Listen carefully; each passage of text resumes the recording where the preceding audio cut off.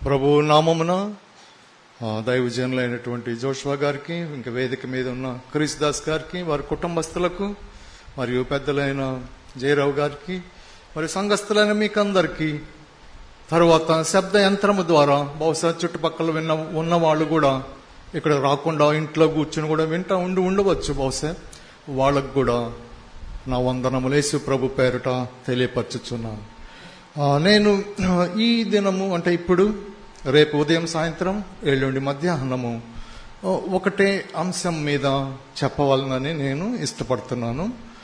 ఆ అంశం ఏమంటే, మనిషిలో ఉన్న దెయ్యాన్ని యేసు ప్రభు నామమున ఎట్లా వెళ్ళగొట్టాలి. కనుక సంఘములో ఇది అవసరము. అది తెలియకపోతే మనం ఇబ్బంది పడతాము. కనుక అసలు దెయ్యం మనిషిలోకి ఎట్లా వస్తాడు, వస్తే ఏం చేస్తాడు, ఎక్కడ ఉంటాడు, ఎట్లా వెళ్ళగొట్టాలి, మనమందరము చేయగలము. అది ఒకళ్ళకి పరిమితమైంది కాదు. దేవుడు ఏమన్నాడు, నేను అధికారం ఇచ్చాను, శత్రు బలం అంతటి మీద మీకు నేను అధికారం ఇచ్చాను. అధికారాన్ని వాడుకోకపోతే, ఎగ్జాంపుల్, రోడ్డు మీద పోలీసు ఉన్నాడు, అధికారాన్ని వాడుకోకపోతే ట్రాఫిక్ జామ్ అవుతుంది.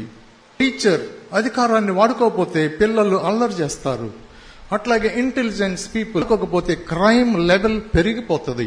కనుక దేవుడు మనకు అధికారాన్ని ఇచ్చాడు, మనం వాడుకొనవలసి ఉన్నది. కనుక చెప్పండి, నేను యేసు ప్రభు నామమున దయ్యములను వెళ్ళగొట్టుదును. ఆమేన్. కుడి చేయి తీసుకోండి. యేసు ప్రభువా, నేను మిమ్ములను ప్రేమించుచున్నాను. ఎడమ చేయి తీసుకోనండి. సాతానా, నిన్ను నేను ద్వేషించుచున్నాను. సాతాన్ని ద్వేషించకపోతే పాపము, యేసు ప్రభుని ప్రేమించకపోతే పాపము. కనుక ఇవి మనము చేయవలసి ఉంది.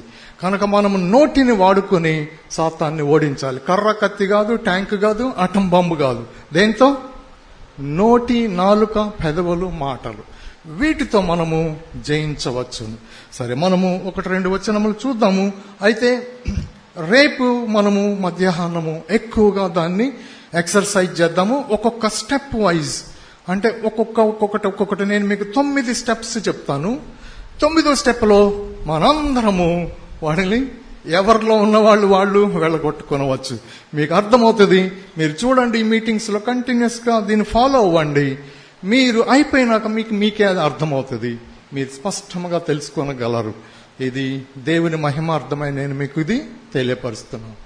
నేను కాదు, మీరు కాదు, యేసు ప్రభు నామమున ఇది జరుగును. ఏ లేబుల్ పేరును జరగదు, యేసు ప్రభు నామమున ఇది జరుగును. ఆయన నామములో అన్ని మోకరించవలసిందే. కనుక ఆయన నామము అన్ని నామముల కంటే పై నామము. సరే, మన మధ్యలో కొన్ని నేను ఈ దినమున వేరే కొంచెం సిలువను గురించి కూడా, లేదా యేసు ప్రభుని లోపలికి ఇన్వైట్ చేసేది కూడా, అంటే రక్షణలోనికి కూడా తెలియపరుస్తాను. జనరల్గా ఎట్లా ఉంటుందంటే, మార్మన్స్ అంటే ఏమిటి తెలియవలసి ఉంది, స్పష్టంగా మనుషులకు అర్థం అవ్వాల్సి ఉంది. అట్లాగే బాప్తిస్మం అంటే ఏంటి, బాప్తిసాల్లో రకాలేంటి, బాప్తిస్మం తీసుట్లా ఏంటి అది అర్థం అవ్వాలి. అట్లాగే స్వస్థత, మనకు ఎందుకు స్వస్థత రాదు, ఏంటి కారణాలు ఏంటి, వాటిని ఎట్లా సరి చేసుకోవాలి. అట్లాగే శాపము నుంచి ఆశీర్వాదములోనికి, ఆయన శాపగ్రస్తుడయ్యాడు, మనము దేవుడు అబ్రహామును ఆశీర్వదించిన ప్రతి ఆశీర్వాదమునకు మనము క్రీస్తునందు వారసులమైతిమి. ఎందుకు రాదు, ఇది ఏంటి కారణం? అయితే యేసు ప్రభు అంటే భూలోకములో ఆయన మొదట ఆయనే శాపం పెట్టాడు. గచ్చ పొదలు, ముళ్ళ తుప్పలు, నీ చెమట గారుస్తావు, నీ యొక్క ప్రసవ వేదన ఎక్కువ అవుతుంది, ఆయనే పెట్టాడు. కనుక రక్షణ పొందినా సరే అవి పోవు. కనుక అవి కొన్ని ఉంటాయి, కానీ ఆయన వచ్చినప్పుడు అవి పోతవి.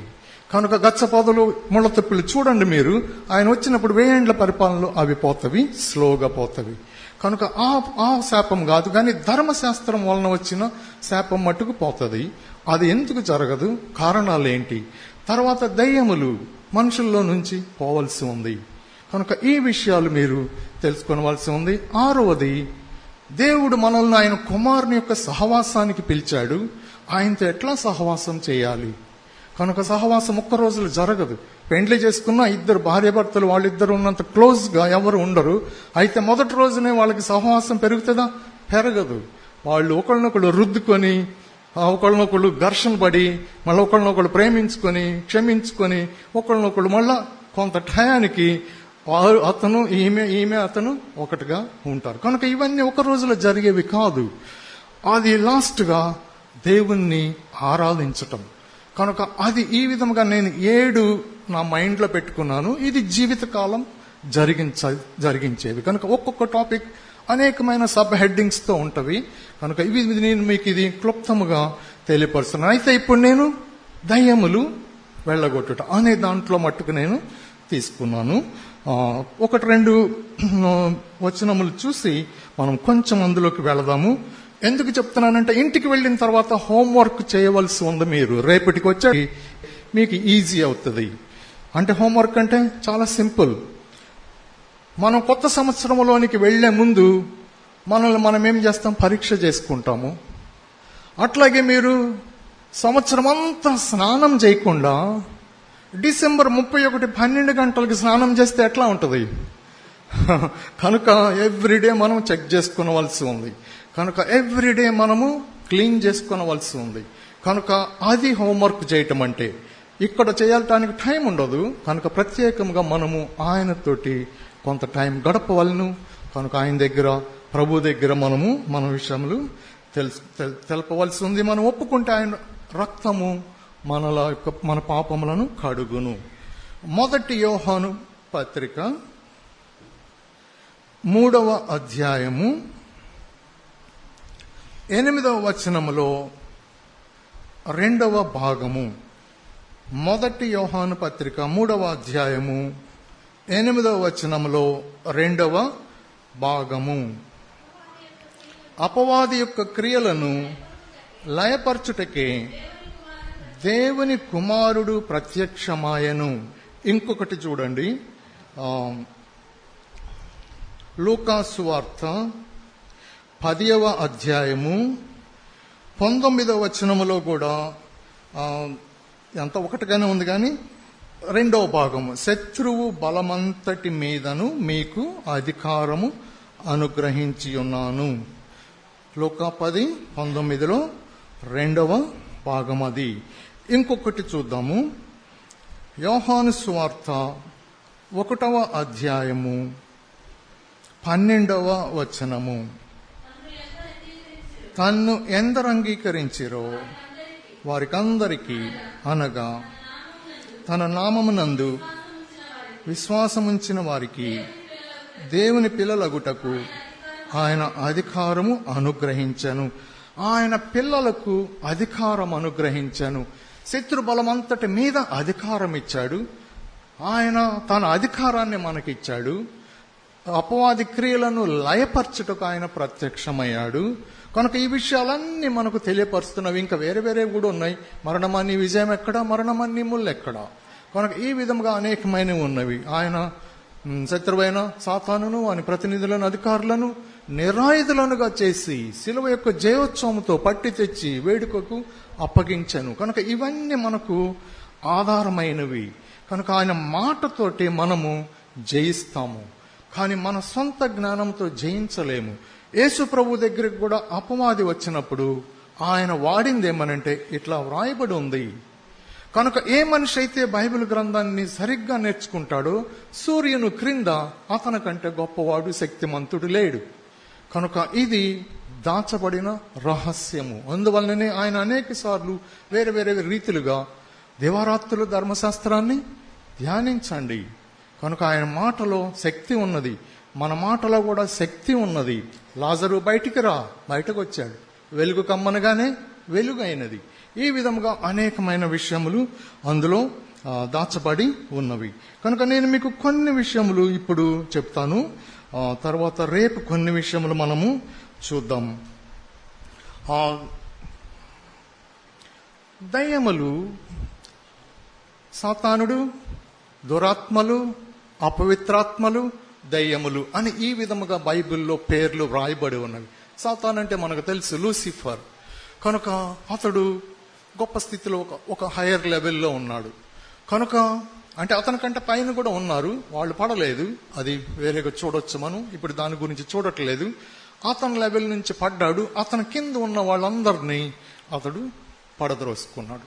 అంటే దేవునికి వ్యతిరేకంగా చేశాడు.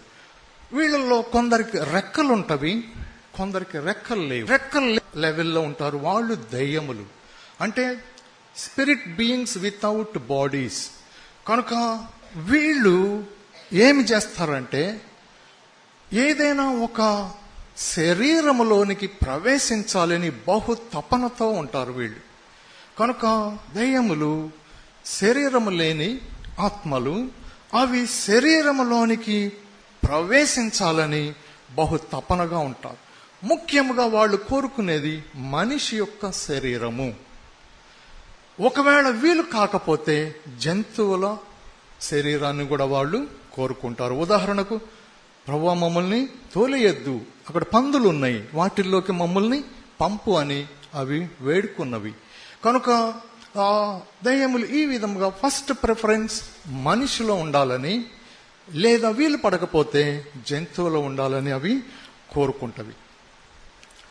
అయితే మీరు జాగ్రత్తగా ఆలోచన చేస్తే ఎందుకు శరీరాన్ని కోరుకుంటవి అంటే, దయ్యములు వాటికి లక్షణాలు కొన్ని ఉన్నవి. పర్సనాలిటీ, వాటికి పర్సనాలిటీ ఉంది.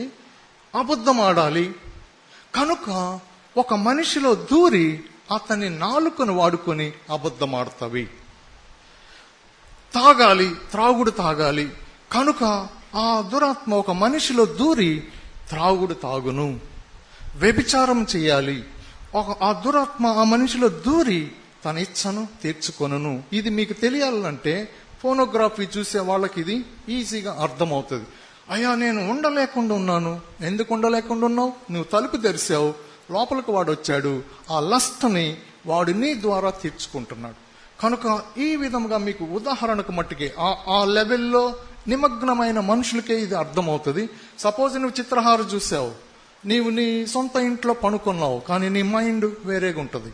కనుక ఇది సీక్రెట్. ఇది కనుక ఈ విధముగా మీరు ఆలోచన, వాడు దూరాడు, బాడీని వాడుకుంటున్నాడు, కామ్గానే ఉంటాడు, వాడు చేసే పని చేస్తూ ఉంటాడు. కనుక ఈ విధముగా మంచిగా ఉంటావు, సడన్ గా నీవు బ్రేక్ అయిపోతావు, గొప్ప శబ్దంతో కోపాన్ని బయటికి వెలుబుచ్చుతావు. ఏం కారణం ఉండదు తర్వాత. ఎందుకని? కోపం అనే దయ్యము నీ బాడీని వాడుకుంటున్నాడు. కనుక ఈ విధముగా అనేక విధములుగా మీరు దీన్ని చూడవచ్చు. కనుక రక్షణ పొందకముందు మనిషి సాతాను సొత్తు, అనుమానమేమీ లేదు. ఎవరి సొత్తు? రక్షణ పొందకముందు సాతాను సొత్తు. రక్షణ పొందిన తర్వాత మనిషి దేవుని సొత్తు. అయితే నీవు అన్ని ఏరియాస్లో యేసు ప్రభువునే ప్రభువుగా ఇవ్వకపోతే, ఎందుకంటే రూమ్స్ ఉంటాయి, ఆ రూమ్స్లో కనుక ఈ విధముగా ఆ రూమ్లో వాడు దాగి ఉంటాడు. అయితే పరిశుద్ధాత్మ కూడా ఉంటాడా? ఆయన సేవకుడుగా వచ్చాడు, గ్యారెంటీగా ఆయన ఉంటాడు. కనుక మీరు దావీదును చూడండి. దావీదు పాపం చేసినప్పుడు అతను ఏమని ప్రార్థన చేశాడు? పరిశుద్ధాత్మను నా నుండి తీసివేయొద్దు అన్నాడు, రక్షణానందం నాకు మరలా కలుగు చేయమన్నాడు. కానీ మీరు జస్ట్ జాగ్రత్తగా ఒక వచనం చూడండి, అది 51లో, కీర్తన 51లో చూడండి. మీకు అర్థం అవటం కొరకు మట్టుకే నేను దానిని చూపిస్తున్నాను. 51వ కీర్తన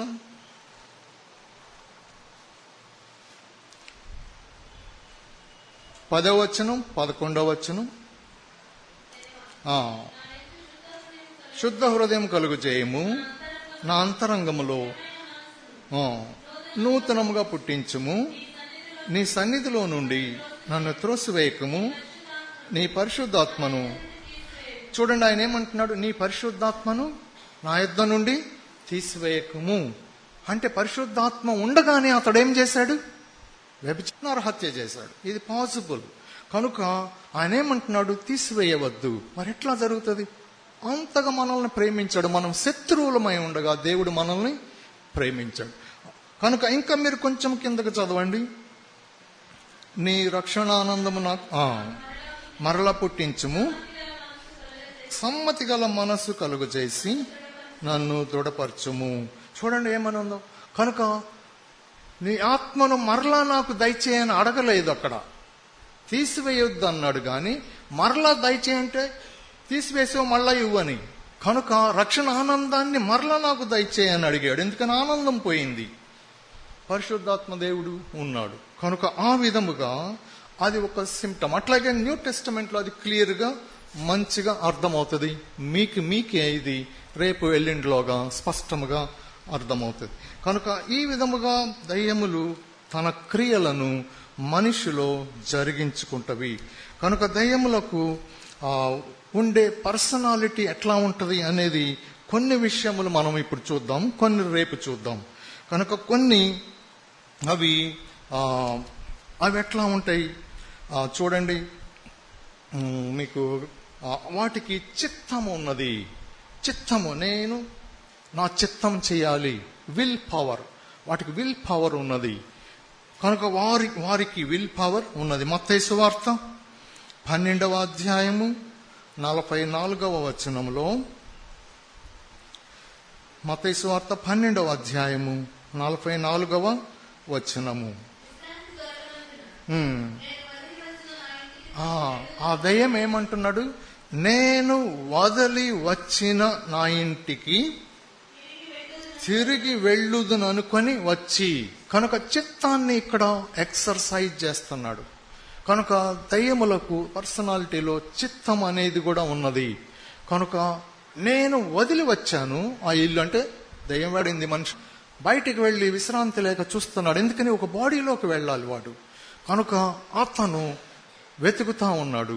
కనుక బాడీ మళ్ళా దొరకలేదు. అయితే నేను వదిలి వచ్చాను, వదిలి వచ్చిన ఇంటికి మళ్ళా వెళ్ళి చూస్తాను అనుకుని వెళ్ళాడు. మీరు జాగ్రత్తగా చూస్తే అక్కడ చదవండి, మీకే తెలుస్తుంది. వాడు ఆ ఇంటిలో ఎవరు లేరు, అది ఊడ్చి అమర్చి ఉండుట చూచి వెళ్ళి చూడండి. అక్కడ ఏమున్నాయి? 3 ఉన్నాయి అక్కడ. ఒకటి శుభ్రంగా ఊడ్చుంది, తప్పు లేదు, మంచిదే, శుభ్రంగా ఊడ్చుంది. రెండవది అమర్చి ఉన్నాయి, అన్ని వస్తువులు మంచిగా అమర్చి ఉన్నాయి, మంచిదే. కానీ ప్రాబ్లం ఏంటి? ఎవరూ లేరు. యేసు ప్రభు అక్కడ ప్రభువు కాదు, అది ప్రాబ్లం. కనుక యేసు ప్రభు గాని ప్రభువు కాకపోతే నీ ప్రశ్నకు జవాబు ఇంకెవరు ఇవ్వలేరు. దయ్యమును వెళ్ళగొట్టగలిగిన శక్తి ఇంకెవరికి లేదు, యేసు ప్రభువే. కనుక ఆ ప్లేస్ లో, ఆ ఇల్లు అంటే మనిషి హృదయము. కనుక అందులో ఒక్కొక్కసారి కంపార్ట్మెంట్స్ కూడా ఉండవచ్చు. కనుక ఊడ్చి ఉన్నది, మంచిగా చర్చికి వస్తున్నావు, పాటలు పాడుతున్నావు, మంచిగా సెట్ అవుతున్నావు, మంచిదే, ఊడ్చి ఉంది. అమర్చి ఉన్నావు, నేను ఈ పనులు, ఇంటి పనులు మంచిగా చేసుకుంటున్నావు, అమర్చి ఉన్నది. అయితే ఖాళీగా ఉంది. ఇది ప్రాబ్లం. ప్రాబ్లం ఏంటి?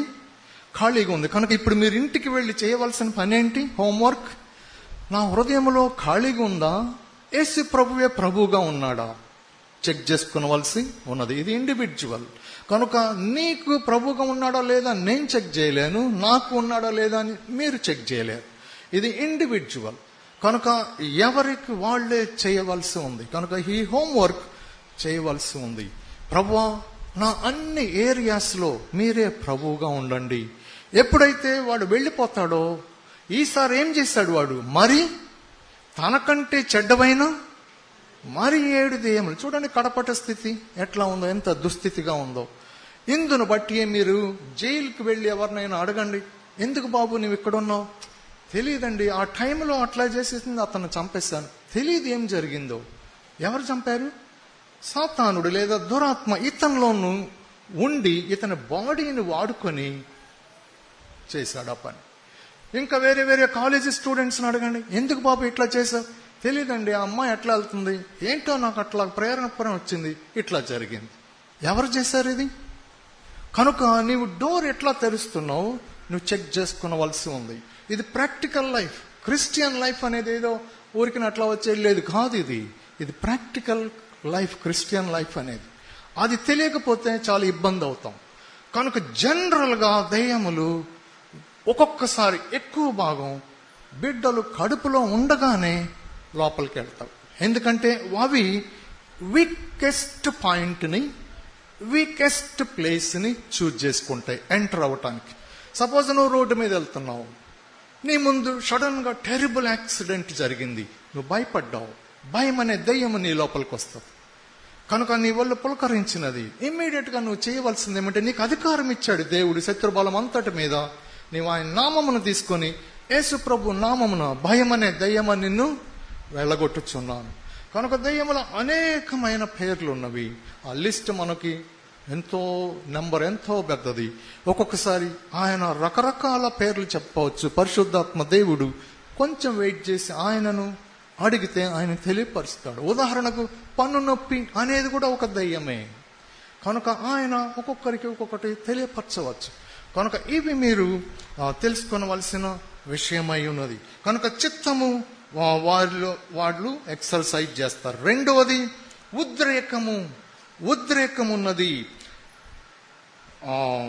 యాకోబు పత్రిక 2వ అధ్యాయము 19వ వచనము. యాకోబు పత్రిక 2వ అధ్యాయం 19వ వచనము. దేవుడొక్కడే అని నీవు నమ్ముచున్నావు, అలాగ నమ్ముట మంచిదే. దయ్యములను నమ్మి వణుకుచున్నవి. ఇది ఉద్రేకము. వణకటం, డాన్స్ చేయటం, ఏడవటం, ఇవన్నీ ఏమంటారు? ఇమోషన్. ఇది ఉద్రేకము. అయితే చిత్తం అనేది అది తప్పైనా రైట్ అయినా నేను చేస్తాను అని చేస్తాడు. సపోజ్ టెర్రరిస్ట్ ఉన్నాడు, లేదా సూసైడ్ బాంబర్ ఉన్నాడు, నడుముకు కట్టుకుంటాడు బాంబులు. తనకు తెలుసు ఇది చేస్తే తన ప్రాణానికే హాని, ఇతరులకు కీడు. సరే, ఇతరులకు కీడు వదిలేయండి, తనకే హాని కదా. కనుక అతడు ఏం చేస్తున్నాడు? చిత్తాన్ని ఉపయోగిస్తున్నాడు. కనుక మనం ఎప్పుడైతే ఇది అర్థం చేసుకుంటామో, మనము చిత్తాన్ని ఉపయోగించి యేసు ప్రభు నామమున వారిని పారద్రోలవలసి ఉంది. ఎవరిని? ఏ మనిషి మనకు శత్రువు కాదు, గుర్తుపెట్టుకోనండి. ఏ మనిషి మనకు శత్రువు కాదు. మనుషుల కొరకే యేసు ప్రభు ప్రాణం పెట్టాడు, సాతానుకు వాని యొక్క దురాత్మల కొరకు కాదు. ఇందును బట్టి ఆయన కడపటి ఆదాముగా చనిపోయాడు. 1 కొరింథీ 15వ అధ్యాయంలో అది వ్రాయబడి ఉంది. ఆయన కడపటి ఆదాముగా చనిపోయాడు. ఆదాము వంశస్థులందరికీ, మనుషులందరి కొరకు ఆయన ప్రాణం పెట్టాడు. అయితే మీరు అనొచ్చు, ఒక పాపాన్ని మోసుకొని పోయాడు కదా, మరి అందరినీ తీసుకెళ్ళొచ్చుగా అని మీరు అనొచ్చు. అయితే ఆయన నీ ఫ్రీ విల్ని ఓవర్ రూల్ చేయడు. కనుక మనము రక్షణ పొందవాలంటే మనము అంగీకరించవలసి ఉంది. మన కోఆపరేషన్ లేకుండా ఆయన తన ఇంటికి మనల్ని తీసుకుని వెళ్ళాడు, లాక్కొని రాడు. ఆ తప్పిపోయిన కుమారుని కథలో మీకు ఇది స్పష్టంగా అర్థమవుతుంది.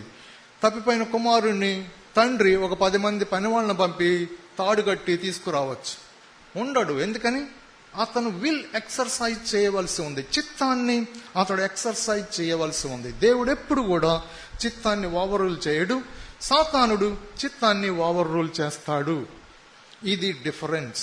కనుక ఏమోనండి, ఎందుకైనా తెలియదు. నీవు నడుస్తున్నావు, నువ్వు ప్రార్థనకి వెళ్ళే వ్యక్తివే, బైబిల్ చదివే వ్యక్తివే, మంచి పాటలు పాడే వ్యక్తివే, నీ ఒంటరిగా ఉన్నావు. నీ చూపులు ఎట్లా ఉన్నాయి? నలుగురిలో ఉన్నప్పుడు మంచిగానే ఉండొచ్చు. నీ ఒంటరిగా వ్యక్తిగతంగా ఉన్నప్పుడు, యోసేపు ఉన్నాడు పొతిఫర్ ఇంట్లో, వ్యక్తిగతంగా ఉన్నాడు, పాపాన్ని ద్వేషించాడు. ఈ విధంగా నీ వ్యక్తిగతంగా ఉన్నప్పుడు సాతానుడు నిన్ను చూస్తాడు. అంటే వీకెస్ట్ పాయింట్, వీకెస్ట్ ప్లేస్ వాడు చూజ్ చేసుకుంటాడు నీ లోపలికి ఎంటర్ అవటానికి. కనుక రోడ్డు మీద వెళ్తున్నావు, ఓ 1000 రూపాయల నోట్ పడి ఉంది, నీకేం చెప్తాడు? తీసుకో. నువ్వు అనొచ్చు, ఇది నాది కాదు, నీది పడిపోతే ఇంకోళ్ళు తీసుకుంటారు కదా, తీసుకో. చూడు, ఏదైనా సరే ఒక వాయిస్, శబ్దము నీకు వినిపిస్తుంది అంటే దేవుని నుంచి గాని సాతాను నుంచి గాని ఇంకా వేరే ఎక్కడి నుంచి రాదు. కనుక నీవు దేనికి ఈల్డ్ అవుతావో, దేనికి లోపడతావో అది నిన్ను ఈడ్చుకుని వెళ్తుంది. కనుక నీతిని ప్రేమించాలి, దుర్నీతిని ద్వేషించాలి. అప్పుడు దేవుడు మనల్ని పైకి తీస్తాడు. కనుక ఈ విధంగా చిత్తము, ఉద్రేకము మనము చూసాము. నెక్స్ట్ ఇంకొకటి చూడండి, వాటికి తెలివి లేదా జ్ఞానము కూడా ఉంటుంది. ఎట్లా? అది చూడండి, మార్కు సువార్త 1వ అధ్యాయము 24వ వచనము. మార్కు సువార్త 1వ అధ్యాయము 24వ వచనము. వాడు అంటే దయ్యం పట్టిన వాడు, ఇక్కడ మాట్లాడేది మనిషి కాదు, అందులో అతని లోపల ఉన్న వ్యక్తి, దయ్యము. వాడు మాతో నీకేమి, మాతో ఏమని చూస్తున్నాడు వాడు? సింగులర్ కాదు, ప్లోరల్. మాతో మాట్లాడేది ఒక మనిషి అనుకుంటున్నాం, కాదు, మాతో. మీకు ఇది అర్థం అవ్వాలనంటే మీరు ఒంటరిగా కూర్చున్నప్పుడు మీరు మామూలుగా మీరు ఆలోచన చేయండి, మనం ఇప్పుడు ఏం చేద్దాం అనే తలంపు మీకు వచ్చింది అంటే గ్యారంటీగా నీ మైండ్లో ఆల్రెడీ దురాత్మలు ఉన్నాయని గుర్తు.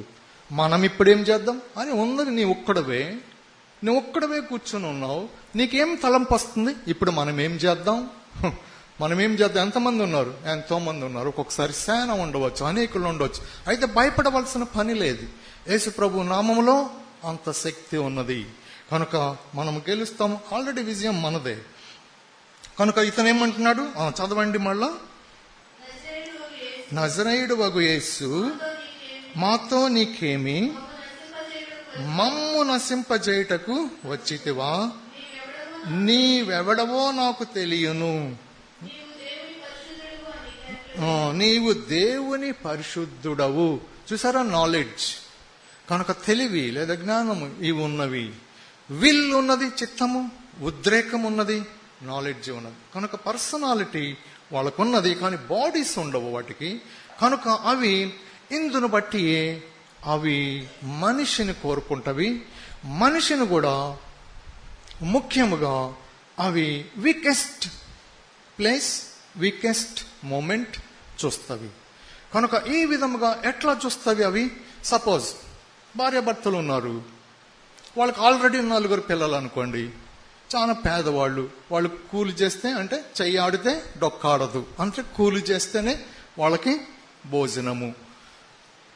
వాళ్ళు 5వ వ్యక్తి, ఆల్రెడీ ఆమె గర్భిణి ధరించింది. తల్లి ఏం చేస్తుంది? 4 నోళ్లు నింపలేకపోతున్నాను ఇప్పుడు నేను, 5వ నోరు వచ్చింది, ఎక్కడి నుంచి తెచ్చి పెట్టాలి?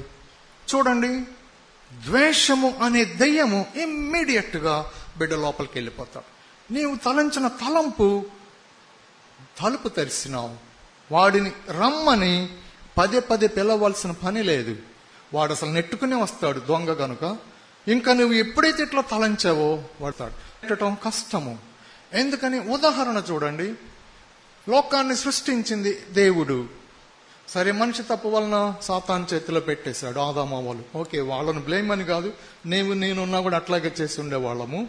అయితే యేసు ప్రభు వచ్చి రక్తము కార్చి మళ్ళా కొన్నాడు. మరి సాతాను వదిలేశాడా? వదలట్లేదు. ఎంత గట్టిగా పట్టుకున్నాడు? న్యూస్ పేపర్లో చూడండి ఎట్లా ఉందో. కనుక ఈ విధముగా వాడంత గట్టిగా పట్టుకున్నాడు. వాడిని ఏం చేయాలి?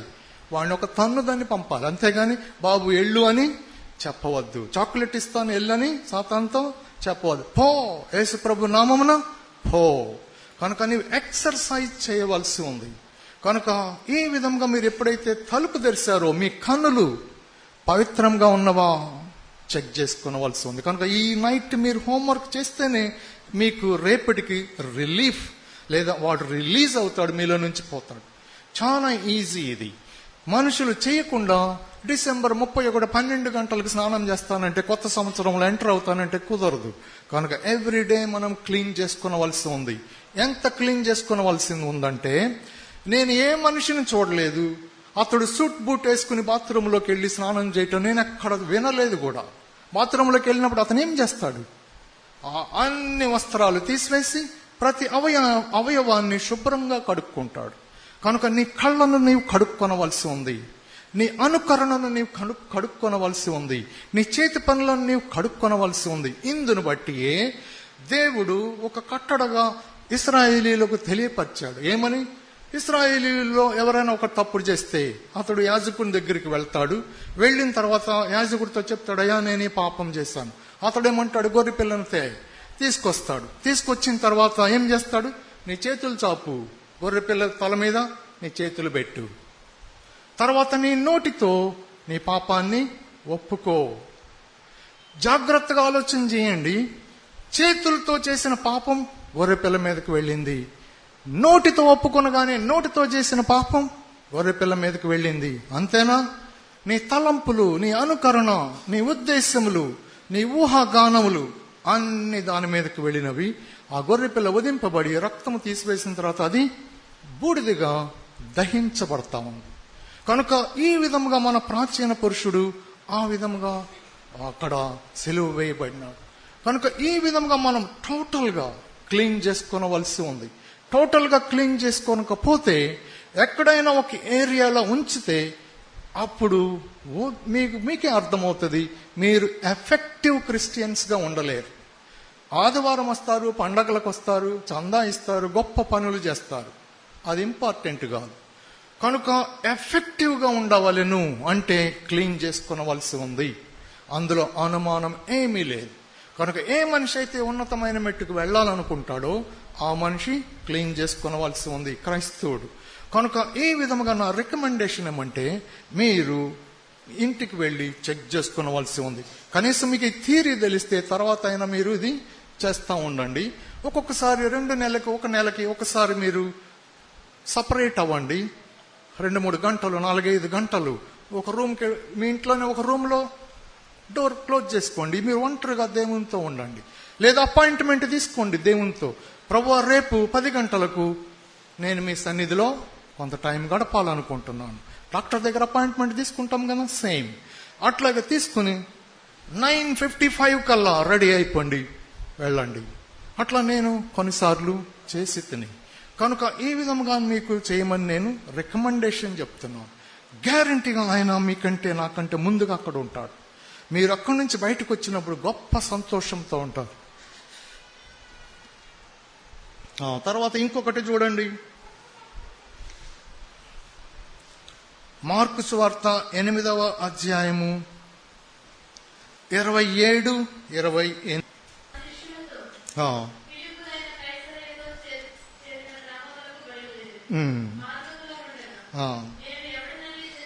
యేసు ప్రభు తన శిష్యులను అడుగుతున్నాడు ఏమని, నేను ఎవరినని మీరు అనుకుంటున్నారు, లేదా ఈ ఊరు వాళ్ళు అనుకుంటున్నారు, ప్రజలు అనుకుంటున్నారు అని తన శిష్యులను అడిగారు. అప్పుడు వాళ్ళు ఏం చెప్పారు, కొందరు బాప్తిసం ఇచ్చి యోహాను, కొందరు ఏలియా అని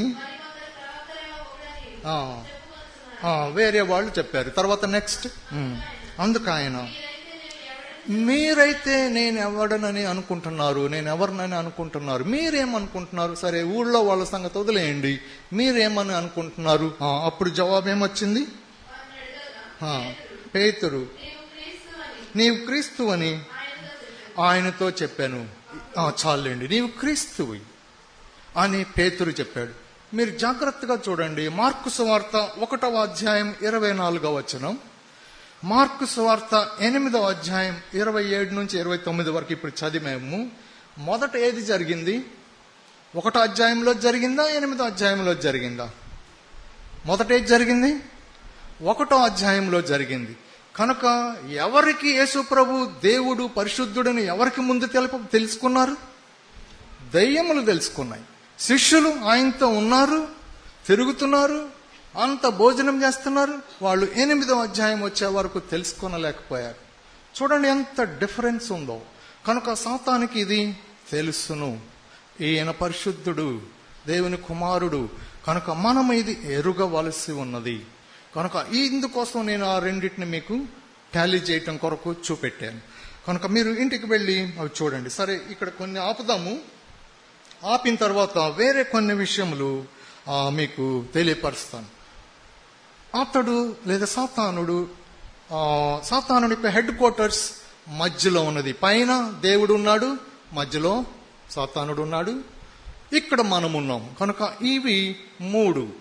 కనుక మీరు సొలొమోన్ కూడా ఆ విధంగా ప్రార్థన చేశాడు. పౌలు కూడా నేను 3వ ఆకాశానికి వెళ్ళానన్నాడు.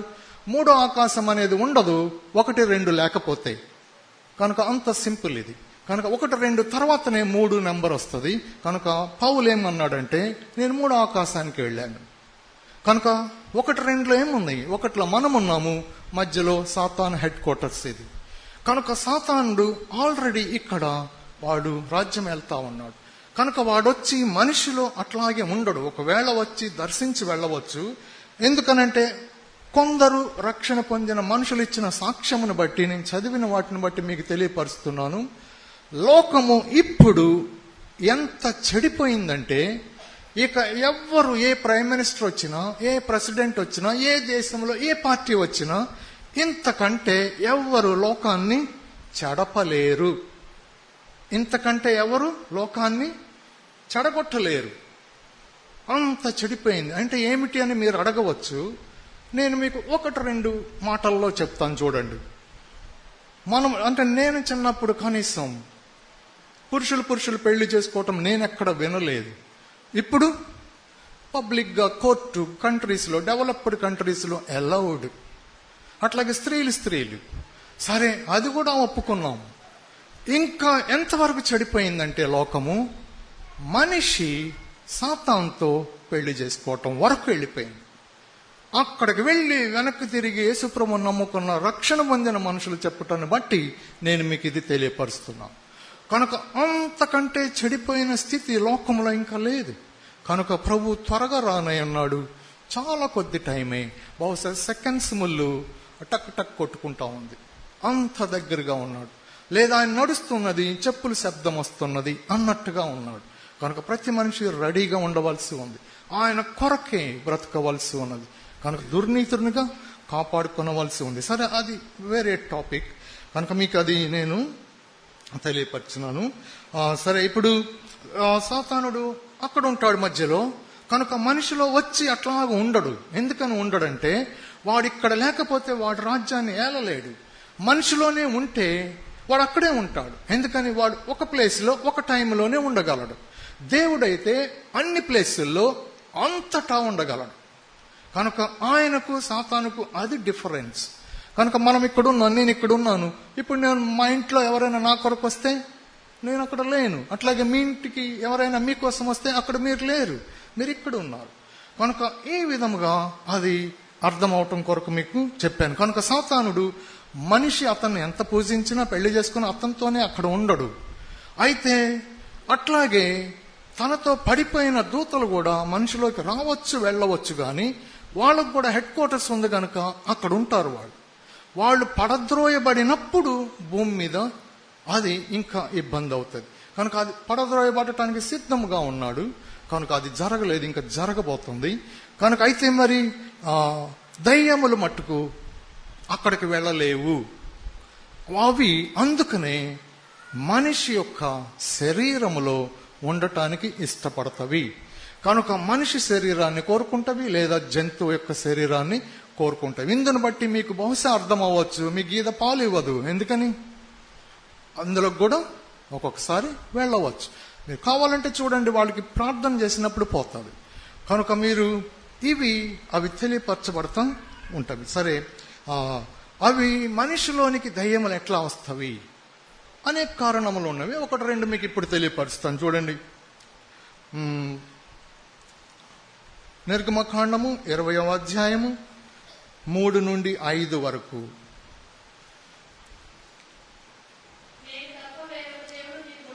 ఉండకూడదు.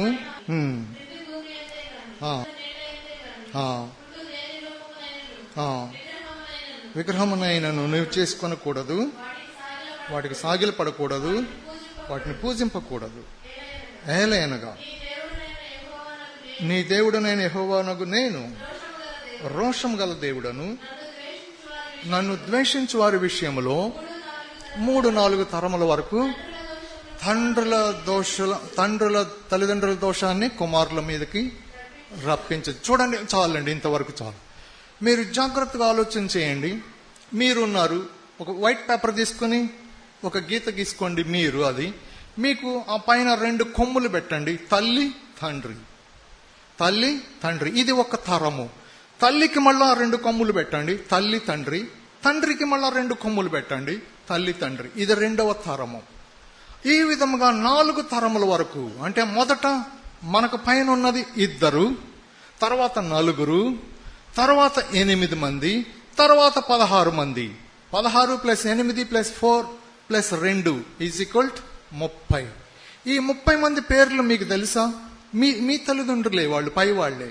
తెలుసా? నాకైతే తెలియదు.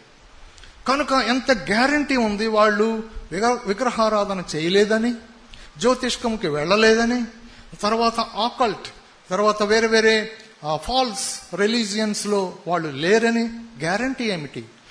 అక్కడ ఒక్కళ్ళు వెళ్ళినా సరే దేవుడు ఏమంటున్నాడు, 4 తరముల వరకు నేను తండ్రుల దోషాన్ని కుమారులు పిల్లలు ఒడిలో వేస్తాను. కనుక ఎప్పుడైతే అది దేవుడు చేస్తున్నాడో ఇంకా వేరే ఎవరు ఆపగలరు?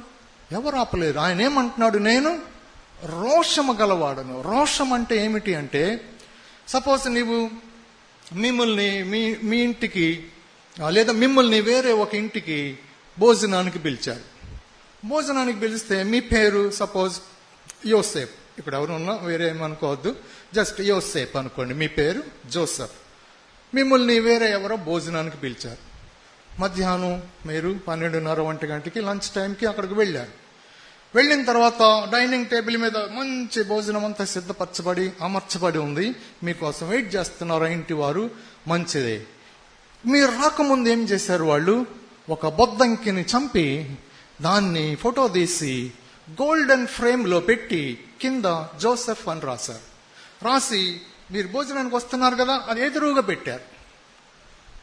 మీ పేరు ఎక్కడుంది? ఫోటో ఏముంది? చచ్చిపోయినా బొద్దంకి. మీరేమంటారు వాళ్ళని? ఏమండి ఇట్లా భోజనం పెట్టారు, నన్ను ఇంత అవమానం చేస్తున్నారేంటి? మీకు ఏమొస్తుంది? రోషం వస్తుంది. ఇట్లాగే దేవుడు కూడా కుక్కని పిల్లిని పందిని పాముని తెచ్చి దేవుడని పెట్టావు, కింద ఏం రాస్తున్నావు? దేవుడని రాస్తున్నావు. పాముని దేవుడని రాస్తున్నావు, ఎలుకని దేవుడని రాస్తున్నావు, కప్పని దేవుడని రాస్తున్నావు. ఆయనకు రోషం రాదా? గ్యారంటీగా రోషం వస్తుంది. కనుక ఆయన ఏం చేస్తున్నాడంటే ఈ విధముగా తండ్రుల దోషాన్ని పిల్లల ఒడిలో వేస్తా. ఎప్పుడైతే అది జరిగిందో గ్యారెంటీగా ఏదో ఒక దురాత్మ ఆ మనుషుల్లోకి వస్తుంది. ఇందును బట్టి నీకు తెలియదు, వెళ్తా ఉంటావు, కింద పడతావు. ఎందుకని? నీ మీద ఒక శాపం ఉన్నది. నువ్వేదో చేయాలనుకుంటావు, అది వెళ్ళటానికి రెడీగా ఉంటుంది, టక్కున అది ఆగిపోద్ది. ఎందుకు ఆగిపోద్ది? ఇది కారణం. కనుక నీవు దీన్ని ఒప్పుకొనవలసి ఉంది. నీ పితరులు 30 మంది నీ పైన ఉన్నవాళ్ళు, అయ్యా వాళ్ళు తెలుసో తెలియకునో చేశారు ప్రభువా, నన్ను క్షమించండి, వాళ్ళ పాపములు క్షమించండి. ఒకవేళ నీవు కూడా చేసి ఉంటే క్షమించమని అడుగు. నీవు ఒక్కసారి జ్యోతిష్కానికి వెళ్తే చాలు, నీ లైఫ్ చాలా మిజరబుల్ అవుతుంది. ఎందుకనంటే వాడు నీ లోపలికి వస్తాడు. నీ ఒక్కసారి రేఖలు చూసుకుంటే చాలు, ఒక్కసారి మంచి రోజు చూసుకుంటే చాలు, లేదా కొబ్బరి పీసో లేదా మామిడి ఆకో ఇంటికి కట్టుకుంటే చాలు, వాడిని ఇన్వైట్ చేసినట్టు. కనుక మీ ఇంటి మీద ఆ విధంగా శాపం ఉంది. మీరెంత ప్రార్థన చేసినా అది పోదు. శాపమును విరగ్గొట్టవలసి ఉంది. యేసు ప్రభు నామమును అది విరగ్గొట్టవలసి ఉంది. కనుక మీరు గుర్తుపెట్టుకోనండి, కొన్ని పాట పాడాలి, కొన్ని ధ్వని చేయాలి, కొన్ని ప్రకటించాలి, కొన్ని స్తుతి చేయాలి, కొన్ని ప్రార్థన చేయాలి. నువ్వు ప్రకటించే చోట ప్రార్థన చేస్తే ఉపయోగం లేదు. కనుక ఇది చాలా ఇంపార్టెంట్. నీ బట్ట కుట్టుకోవాలంటే సూది కావాలి. దబ్బనమ్మతో లేదా పొలుగుతో నేను చొక్కా కుడతానంటే, పొలుగుతో ఎవరైనా చొక్కా కుడతారా? కొట్టరు. కనుక నీవు ప్రకటించవలసిన చోట నీవు ప్రార్థన చేస్తే అట్లానే ఉంటుంది. కనుక ఇది తెలియవలసి ఉంది. కనుక ఎప్పుడైతే ఇది అర్థమవుతుందో మీకు చాలా ఈజీ. ఎందుకనంటే ఆయన నామం వలన మనము విజయం పొంది ఉన్నాము. ఆయన ఎల్లప్పుడూ ప్రతి స్థలమందు మనలను జయోత్సవములో ఊరేగింపులో ఉంచాడు. ఊరేగింపు ఎవరు ఊరేగుతారు? గెలిచినవాడా ఓడిపోయినవాడా? గెలిచినవాడు. కనుక మనం గెలిచిన వాళ్ళం, ఎక్కడికి వెళ్ళినా మనం గెలుస్తాం. ఆయన మనల్ని ఆ విధముగా ఊరేగింపులో ఉంచాడు. కనుక మనము ఆయననే గణపరచాలనే మనసు ఉంటేనే మనం ఆయనతో పాటు ఊరేగింపులో ఉంటాం. ఇది సింపుల్ సీక్రెట్. కనుక 9:30 అవుతుంది. చాలా పాయింట్స్ ఉన్నాయి, రేపు మనం కొన్ని చూద్దాము. కనుక ఇక్కడతో నేను మీకు కొన్ని ఆపుతాను. ఈ విధముగా సాతానుడు లేదా దురాత్మలు మనిషిలోనికి వస్తాయి. సాతానుడు ముఖ్యంగా ఏం చేస్తాడంటే ఒక మనిషిని రక్షణ పొందకుండా ఆపుతాడు. వాడు బహు ప్రయత్నం చేస్తాడు ఒక మనిషి రక్షణ పొందకుండా. ఒకవేళ మనిషి రక్షణ పొందాడు అనుకోండి, రెండవది ఏం చేస్తాడంటే వాడు ఆ మనిషి క్రైస్తవ జీవితంలో జయకరమైన జీవితం జీవించకుండా ఆపటానికి విపరీతమైన ప్రయత్నం చేస్తాడు. ముఖ్యంగా అందులో వాడు సక్సెస్ అయ్యేది ఒక ప్లేస్లో, ప్రార్థన చేయనీయడు. దేవుని గురించి చెప్పమంటాడు, దేవుని గురించి చదవమంటాడు, దేవుని గురించి అక్కడికి వెళ్ళమంటాడు. కానీ ఒంటరిగా నిన్ను దేవునితో మట్టుకు సహవాసములోనికి వెళ్ళనీయడు. కనుక మీరు చూడండి, మీరు ఎఫెక్టివ్ క్రిస్టియన్స్ కాలేదు అంటే గ్యారంటీగా ఇది మీ యొక్క పర్సనల్ లైఫ్లో ఇక్కడ మీరు వేకెంట్, అమర్చబడి ఉంది, తప్పులీగా ఉంది ఆ ఏరియా ఎప్పుడైతే ఖాళీగా ఉందో వాడెళ్ళి తనకంటే చెడ్డమైన మరి 7 దురాత్మలను తెస్తాడు. మీరు బోధ చేస్తారు, ప్రార్థన లేదు గనుక ఎవరైనా మీకు ఎడమ చేత్తో నమస్కారం పెడితే ఏంటి ఎడమ చేత్తో పెట్టావు అనుకోవచ్చు. కనుక మీ లోపల అది ఊపికి బయటికి వస్తుంది. కనుక ఆ ఎలాంటి నీరు, చేదు నీళ్లు బయటకు వస్తవి. కనుక ఆ చెట్టుని కొట్టి అక్కడ వేయవలసి ఉంది సిలువను. అప్పుడు మట్టుకే అది మధురముగా మార్చబడబోతున్నది. కనుక ఈ విధముగా అనేకమైన విషయములు మనము నెమ్మదిగా రేపు కూడా చూద్దాము. ఇంకొకటి చెప్తాను, అప్పుడు మీరు ఇది హోంవర్క్ చేయటానికి ఈ పాయింట్స్ మీకు వీలవుతుంది. ఇంకొకటి చూడండి, యాకోబు పత్రిక 3వ అధ్యాయము 16వ వచనము.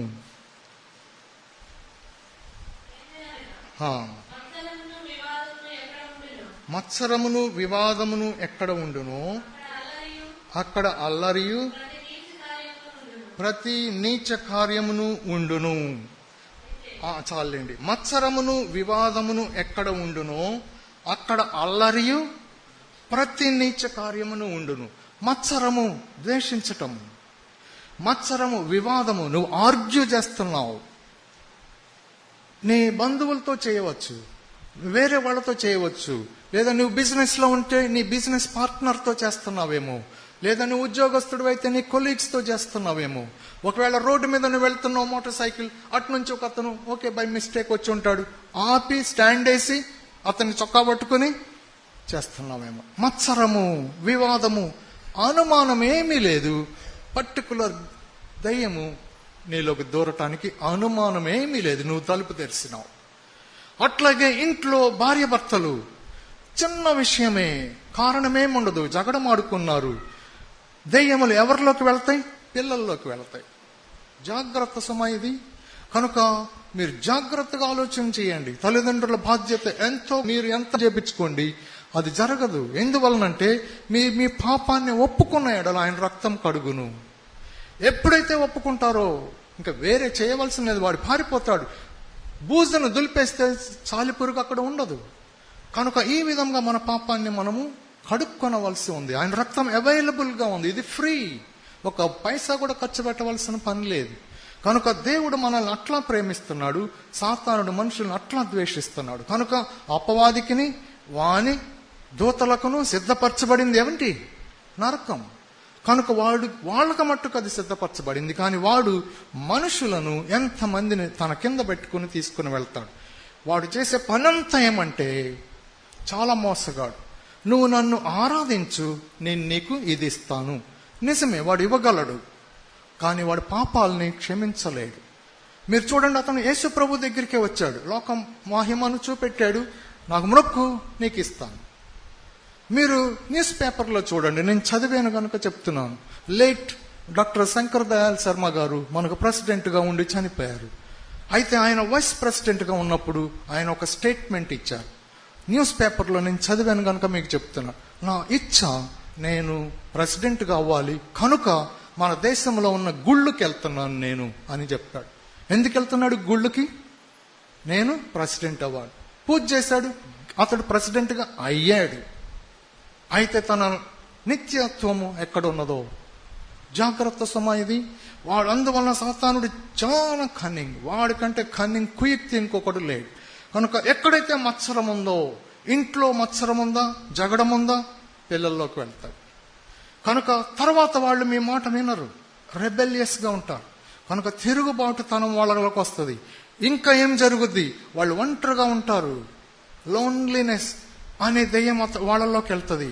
వాళ్ళలోకి సెల్ఫ్ పిటీ, నా తల్లిదండ్రులు నన్ను ప్రేమించట్లా, మా అక్కను ప్రేమిస్తున్నారు, నా తమ్ముడిని ప్రేమిస్తున్నారు, నన్ను పెట్టలా, సెల్ఫ్ పిటీ. కనుక ఇవి కారణాలు తల్లిదండ్రులు. కనుక మనము మత్సరము వివాదాన్ని చెక్ చేసుకోవలసి ఉంది. కనుక పిల్లల్లోకి అవి వెళ్ళినప్పుడు వీకెస్ట్ పాయింట్, వీకెస్ట్ మూమెంట్ చూస్తే అవి లోపలికి వెళ్తాయి. కనుక ఇవి మనము చెక్ చేసుకోనండి. ఈ నైట్కి మీరు ఇంటికి వెళ్ళి చెక్ చేసుకోనండి. అయితే నేను మీకు వేరేగా కొంచెం నేను సిలువను గురించి చెప్తాను, మనం ప్రార్థన చేసుకుని ముగించుకునవచ్చు. ఆల్రెడీ 9:30 అయిపోయింది కనుక. సరే, ఇప్పుడు సిలువను గురించి మనము ఒక చిన్న చిన్న మాట కొంచెం మటుకు నేను మీకు తెలియపరుస్తాను. దేవుడు సృష్టించినప్పుడు ఏదైనా తోటలో ఒక విపత్తు జరిగింది. ఏమిటి అది? దేవునికి మనిషికి ఉన్నటువంటి అమూల్యమైన దివ్యమైన సంబంధం తెగిపోయింది. ఎప్పుడైతే దివ్యమైన సంబంధం తెగిపోయిందో దేవునికి మనిషికి మధ్యన అనంత దూరముతో గ్యాప్ ఏర్పడింది. ఈ యొక్క దూరము ఇంత అంత అని చెప్పలేము, ఇది అనంతమైన దూరము.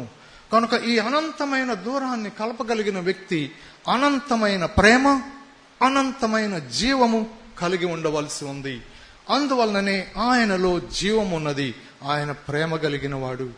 కనుక ఈ రెండు క్వాలిటీస్తో ఆయన మన యొద్దకు వచ్చినాడు.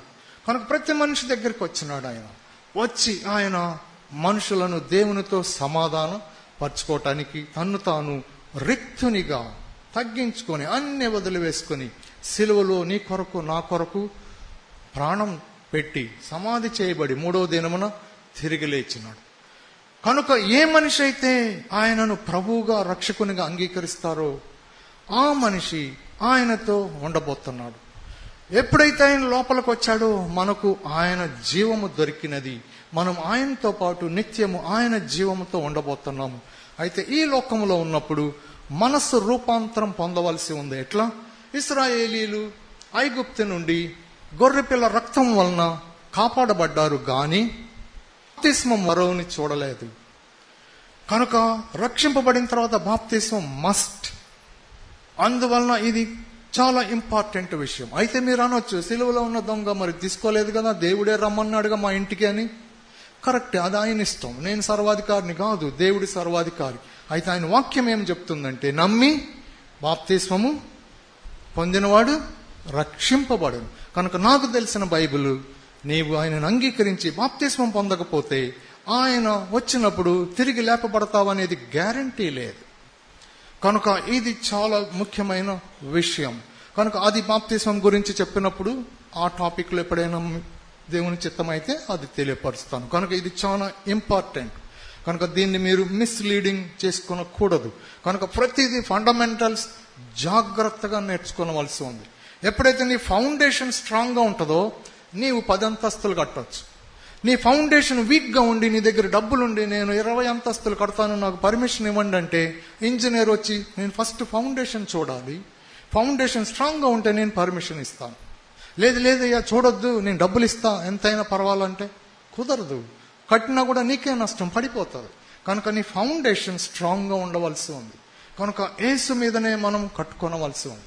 కనుక ఆ బాప్తిస్మము అక్కడ ఆ విధముగా వాళ్ళు బయటకు వచ్చారు కానీ, ఈజిప్ట్ నుంచి బయటకు వచ్చారు కానీ ఫిజికల్గా వాళ్ళకి కోఆర్డినేట్స్ ఈస్టింగ్ నార్థింగ్ చూస్తే వాళ్ళు బయట ఉన్నారు కానీ వాళ్ళ మనస్సులో నుండి ఈజిప్ట్ బయటికి పోలేదు. కీరకాయలు ఉల్లిపాయలు మాకు అక్కడ బాగుంది కనుక వాళ్ళు బయట ఉన్నా సరే వాళ్లకు ఐగుప్తు వాళ్ళ మనసులో నుంచి పోలేదు. కనుక ఈ విధముగా వాళ్ళు ఆ కట్టుబాటులు లేదా బందీగా ఉండిపోయారు. అప్పుడు దేవుడు ఏం చేస్తాడంటే, నేను మీ మధ్య నివసిస్తాను కనుక మీరు నాకు ఒక ప్రత్యక్ష గుడారాన్ని కట్టండి. అయితే ఆవరణములోనికి అందరు రావచ్చు ఇశ్రాయేలీలు. అయితే పరిశుద్ధ స్థలములోనికి యాజకుడు మట్టుకే ఉదయం ఒకసారి సాయంత్రం ఒకసారి రావచ్చు. అతి పరిశుద్ధ స్థలములోనికి ప్రధాన యాజకుడు సంవత్సరమునకు ఒక్కసారి మట్టుకే వెళ్ళగలడు. అది పర్మిషన్. అది అయితే యేసు ప్రభు ఎప్పుడైతే మనకు ఇట్టి ప్రధాన యాజకుడు మనకు సరిపోయిన వాడు ఆయన వచ్చాడో మనకు ఎప్పుడైనా రావచ్చు. సమయోచితమైన సహాయం కొరకు మనము కృపాసింహాసనం యొద్దకు ఎప్పుడైనా రావచ్చు. కనుక ఆయన చేసిన శిలువ కార్యాన్ని బట్టి మనము ఆ విధముగా ఆయన యొద్దకు రాగలుగుతున్నాం. ఎప్పుడైతే ఆయనను అంగీకరించామో మనము దేవుని పిల్లల మగుటకు ఆయన మనకు అధికారం అనుగ్రహించాడు. కనుక ఇక్కడ కూర్చున్న వాళ్ళలో ఇంకా ఎవరైనా సరే ఒక్క మనిషి అయినా యేసు ప్రభువును అంగీకరించకపోతే నేను చెప్పిన ఈ మాటలను తెలియపరచండి. మీరు చెప్పండి నాతో పాటు. ఏమనంటే, ఆయనను మీరు అంగీకరించిన ఎడల ఆయన మీ లోపలికి వస్తాడు. ఎందుకంటే నీ కొరకే ఆయన ప్రాణం పెట్టినాడు, నా కొరకే ఆయన ప్రాణం పెట్టినాడు. సిలువలో ఆయనను మేకులకు కొట్టింది ఆ సిలువ కర్ర ఆయన మెజర్మెంట్ కాదు. అటు ఇటు ఉన్న దొంగలకు వాళ్ళ మెజర్మెంట్, కానీ మధ్యలో ఉన్న సిలువ యొక్క మెజర్మెంట్ బరబ్బాది. బరబ్బా అక్కడ సిలువ వేయబడవలసి ఉంది, అతని మెజర్మెంట్. కనుక లాస్ట్ మూమెంట్లో బరబ్బాను మాకు విడుదల చేయండి, ఈయనను సిలువ వేయండి అని కేకలు వేశారు. వారి కేకలే గెలిచాను అని వ్రాయబడి ఉంది. కనుక ఆ మెజర్మెంట్ ఎవరిది? బందిపోటు దొంగ, తిరుగుబాటుదారుడైన బరబ్బాది. అతనెవరు? నేను, నీవు. కనుక మనము విడుదల పొందినాము. కనుక అంత సింపుల్. ఎవరైతే ఆయనను అంగీకరించారో ఆయన వారిని తండ్రి ఇంటికి తీసుకుని వెళ్ళబోతున్నాడు. పక్కన వాడు దొంగ. దొంగని మా ఇంటికి రాని ఎవరైనా పిలుస్తారో? ఎవరు పిలవరు. మరి ఆయన ఎందుకు తీసుకుని వెళ్తున్నాడు? అడిగాడు, అయ్యా నీవు నీ రాజ్యంలోనికి వచ్చినప్పుడు నన్ను జ్ఞాపకం ఉంచుకో, కనికరము చూపు. కనుక ఆయన కనికరము చూపే వ్యక్తికి కనికరం చూపించడానికి, అడిగిన వ్యక్తికి చూపించడానికి ఇష్టపడుతున్నాడు. కనుక ఇప్పుడు కూడా నీ అడిగిన ఎడల ఆయన నీ లోపలికి రానై ఉన్నాడు. ఆయనలో జీవం ఉన్నది. 1 యోహాను 5వ అధ్యాయం 11-12 దేవుని కుమారుడైన యేసు ప్రభులో జీవం ఉన్నది. ఆయనను మనం అంగీకరించిన ఎడల ఆ జీవం మనలోనికి వచ్చును. కనుక ఆయన ఈ విధంగా మనకు తెలియపరుస్తున్నాడు. కనుక నేను చెప్పిన ఈ మాటలు చెప్పండి. యేసు ప్రభువా, మీరు దేవుని కుమారుడు, మీలో ఏ పాపము లేదు, మీరే పాపము చేయలేదు, మీరే పాపం ఎరుగరు. పాపిని నేను, మీరు పాపుల రక్షకుడు.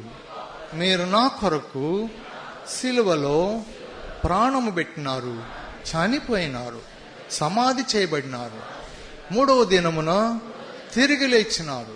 మీరు నిత్యము జీవించుచునే ఉన్నారు. యేసు ప్రభువా, పాపినైన నన్ను కనికరించుము. యేసు ప్రభువా, మిమ్ములను నా ప్రభువుగా, నా రక్షకునిగా, నా హృదయపూర్తిగా మిమ్ములను నా చిత్తానుసారముగా నేను ఇష్టపడి ప్రేమపూర్వకముగా నా హృదయములోనికి రమ్మని ఇప్పుడే ఆహ్వానించుచున్నాను. యేసు ప్రభువా, నా హృదయంలోనికి రండి. వచ్చినందుకు వందనములు. నా పేరును జీవగ్రంథములో వ్రాసుకొనండి. వ్రాసుకున్నందుకు వందనములు. నా దినములు ఈ లోకములో ముగించిన తరువాత నన్ను తండ్రి ఇంటికి చేర్పించండి. అట్లా చేస్తారు గనుక మీకు నా వందనములు. యేసు ప్రభువా, మీకు నా వందనములు. యేసు ప్రభువా, మీకు నా వందనములు. తలలు వంచండి, దేవునికి వందనములు చెప్పండి. ఆయన నీ కొరకు నా కొరకు సిలువలో ప్రాణం పెట్టినాడు. మనకు శత్రు బలం అంతటి మీద అధికారం అనుగ్రహించినాడు. ఆయన ఎంతో ప్రేమపూర్వకంగా పిలుసు. ఆయన మనలను ఎంతగా ప్రేమించినాడో చూడండి. ఆయన జీవం మన కొరకు దారిపోసినాడు. ఆయన రక్తంలో ఉన్న జీవమును దారిపోసినాడు. ఆయన మహిమను వదులుకున్నాడు. మన ప్రశ్నలన్నిటికీ యేసు ప్రభువే జవాబు. కనుక ఆయన నీలో నాలో ఉన్న సమస్త దురాత్మలను తోలివేయటానికి ఆయన ప్రత్యక్షమైనాడు. శత్రుబలం అంతటి మీద మనకు అధికారం అనుగ్రహించినాడు. పిల్లలమైన మనకు, దేవుని పిల్లలమైన మనకు ఆయన నామంలో ఉన్న అధికారాన్ని వాడుకోవటానికి గొప్ప శక్తినిచ్చినాడు. మనం అధికారాన్ని వాడుకొనవలసి ఉంది. కనుక మనం మన తలంపులను ఆలోచన చేయండి. కనుచూపులు ఎట్లా ఉన్నవి, ఆశలు ఎట్లా ఉన్నవి, హృదయాంత రంగం ఎట్లా ఉన్నది. నీవు ఒంటరిగా ఉన్నప్పుడు నీవు నిజముగా నీ భార్యకు నమ్మకంగా ఉంటివా? నీ ఒంటరిగా ఉన్నప్పుడు నీ భర్తకు నమ్మకంగా ఉన్నావా? నీ చూపుల్లో, నీ తలంపుల్లో, నీ ఆశల్లో ఎలాంటి చెడుగు దాచుకొని ఉన్నావు? ప్రభువును అడుగు. ఆయనకు తెలుసును సుమా. ఆయన మట్టుకే నీ పాపాన్ని కడుగగలడు.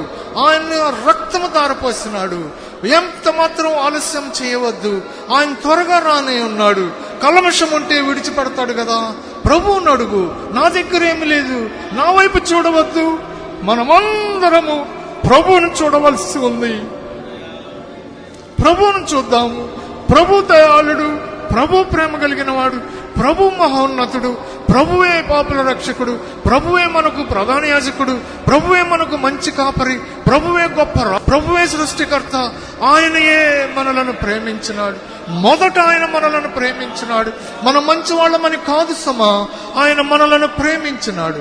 ఆయన నిన్ను నన్ను మన వెంటబడి వస్తున్నాడు. అయ్యా నీకు నిత్య జీవం ఇస్తాను, నిన్ను నా ఇంటిలో చేర్చుకుంటాను, నిన్ను నాతో పాటు సింహాసనాసీనునిగా చేసుకుంటాను. నేను చెప్పిన మాట విను, నీకు నాకు మధ్య ఉన్న నీ పాపాన్ని ఒప్పుకో, నా రక్తం కడిగి వేస్తుంది అని ఆయన నీ వైపు నా వైపు చేతులు చాపి ఉంచున్నాడు. కనుక మీరు ఈ సమయాన్ని విడిచిపెట్టుకొనవద్దు. కొద్ది నిమిషాల్లో మీరు మనం ఇంట్లోకి వెళ్ళిపోతాం కదా. కనుక మనము ఈ విషయాన్ని అడగండి. ప్రభువా, నేను నా చిత్తానుసారంగా మిమ్మల్ని దుఃఖపరిచిన సంఘటనలు ఎన్నో ఉన్నవి. నేను గాని నా పితరులు గాని తెలుసో తెలియకో విగ్రహారాధన చేసినాము.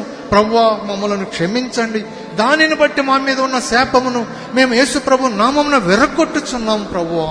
మరియు మా ఇంటిలో మత్సరము, వివాదం ఉన్నది, మా బంధువులతో వివాదం ఉన్నది ప్రభువా. అక్కడ ప్రతి నీచ కార్యము అల్లరి ఉంటుందని చెప్పినారు కదా.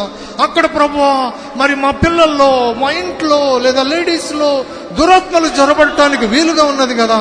ప్రభువా, మమ్మలను కనికరించండి. మీ యొక్క నామములో వాటిని మేము పారద్రోలుచున్నాము. యేసుక్రీస్తు ప్రభులో సమస్త దురాత్మలు పారిపోవును గాక. యేసు ప్రభు నామమును బట్టి వ్యభిచార దురాత్మలు పారిపోవును గాక. యేసు ప్రభు నామమును బట్టి మరణపు దురాత్మ పారిపోవును గాక. యేసు ప్రభు నామమును బట్టి భయం అనే దురాత్మలు పారిపోవును గాక.